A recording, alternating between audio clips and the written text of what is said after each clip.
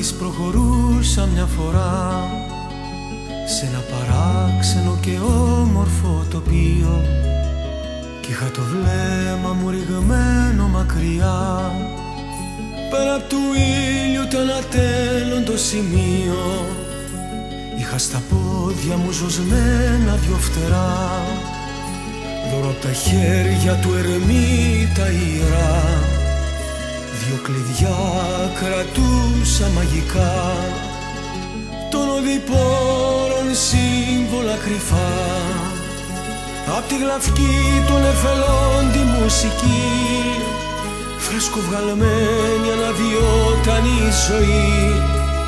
Κι από τα 4 το ορίζοντα σημεία, μια αποκοσμία ακουγόταν ψαλμοδία.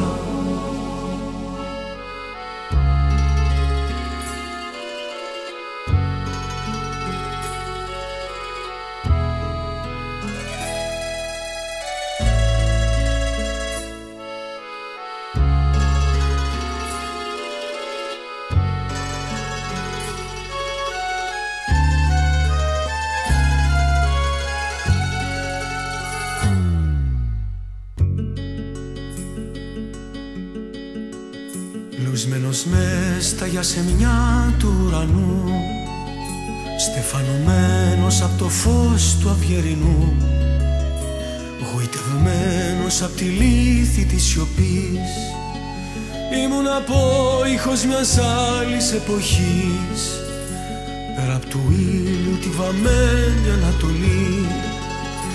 Εκεί γεννήθηκα και γέννησα πνοή, ένιωσα αέρινο το ανθρώπινο μου σώμα, πιο θεϊκό κι από της γης το αιθέριο χρώμα. Απ' τη γλαυκή των εφελών τη μουσική, φρέσκοβγαλμένη αναβιώταν η ζωή. Κι από τα 4 το ορίζοντα σημεία, μια αποκοσμία ακουγόταν ψαλμοδία.